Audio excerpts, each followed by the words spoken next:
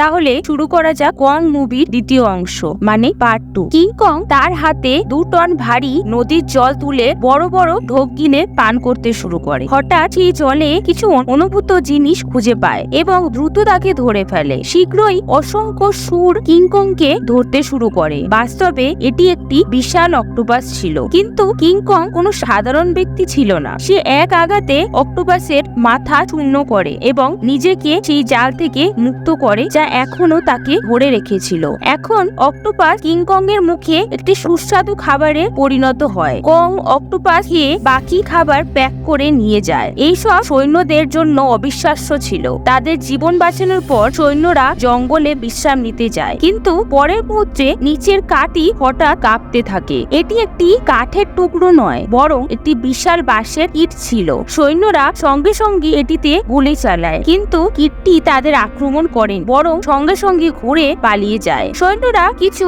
অদ্ভুত অনুভব করে এবং তারপর হঠাৎ একটি বিশাল কঙ্কাল সদৃশ টিকটিকি তাদের পিছনে থেকে আক্রমণ করে। এই টিকটিকিটি কাল আইল্যান্ডের সবচেয়ে বিপজ্জনক টিকটিকি ছিল। প্রজাপতির মধ্যে একটি ছিল টিকটিকি। তারা শুধু নির্মম ছিল তা বরং তারা সংখ্যায় অনেক ছিল। এই টিকটিকি গুলি কিং কং এর সমস্ত আত্মীয়কে হত্যা করেছিল। সৌভাগ্যবশত কিং কং তাদের মাটির নিচে কবর দিতে সক্ষম হয়েছিল, কিন্তু এই মুহূর্তে কর্নেলের একমাত্র লক্ষ্য ছিল সবাই একটি জলাভূমি এলাকায় পৌঁছেছিল যেখানে কিং কং এর আত্মীয়দের হাড় ছড়িয়ে ছিটিয়ে ছিল। তারা বিপদ অনুভব করে এবং দ্রুত একটি পাথরের পেছনে লুকিয়ে পড়ে। পরের মুহূর্তে একটি বিশাল কঙ্কাল টিকটিকি হঠাৎ উপস্থিত হয় এবং সমস্ত লোক এত ভয় পায় যে তারা এমনকি একটি শব্দ করতে অক্ষম। টিকটিকিটি বমি করতে শুরু করে এবং এটি প্রকাশ পায় যে এটি তার বাসা। যখন মনে হয় টিকটিকিটি চলে গেছে, তারা একটি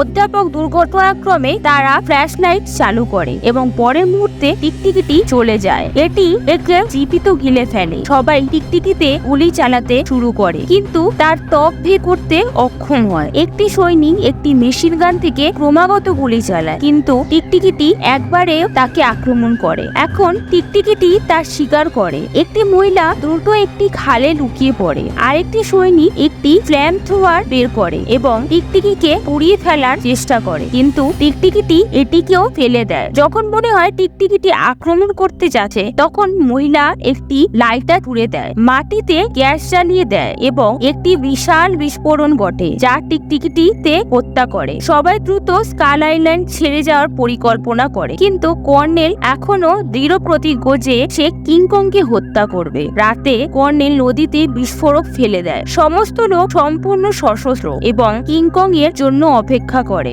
আগুনের আলো কিং কংকে আকর্ষণ করার সাথে সাথে সে দেখে যে মানুষরা বন ধ্বংস করছে। এখন কিং কং ক্রুদ্ধ হয়ে ওঠে এবং সে দ্রুত কর্নেলের দিকে এগিয়ে যায়। কর্নেল সঙ্গে সঙ্গে নদীতে একটি মশাল ফেলে দেয় যা জ্বলে আগুন লাগিয়ে দেয়। আগুনে ঘেরা কিং কং জোরে গর্জন করে, কিন্তু শীঘ্রই সে ক্লান্ত হয়ে পড়ে এবং পড়ে যায়। কর্নেল সৈন্যদের বোমা লাগানোর আদেশ দেয় যাতে কিং কংকে উড়িয়ে দেওয়া যায়। এটি দেখে গড কর্নেলকে থামানোর চেষ্টা করে। যদি কিং কং মারা যায়, তাহলে কঙ্কাল টিকটিকি মাটি থেকে বেরিয়ে এসে পৃথিবী ধ্বংস করবে। যখন দুইজন লড়াই করছে, তখন সবচেয়ে বড় কঙ্কাল টিকটিকি হঠাৎ উপস্থিত হয়। এটি ঘটে যার কারণে সবাই ভয় পালাতে শুরু করে। এদিকে কিং কং চেতনা ফিরে পায় এবং যখন কর্নেল বোমার বোতামটি চাপের চেষ্টা করে, তখন কিং কং একটি ঘুষিতে কর্নেলকে চূর্ণ করে দেয়। তারপর দুটি বিশাল প্রাণীর মধ্যে একটি তীব্র লড়াই শুরু হয় এবং পরের দিন টিকটিকিটি তাদের তাড়া করতে শুরু করে। তার সহকর্মীদের বাঁচাতে একজন সৈনিক একটি গ্রেনেড নেয় এবং টিকটিকির সাথে নিজেকে উড়িয়ে দেওয়ার সিদ্ধান্ত নেয়।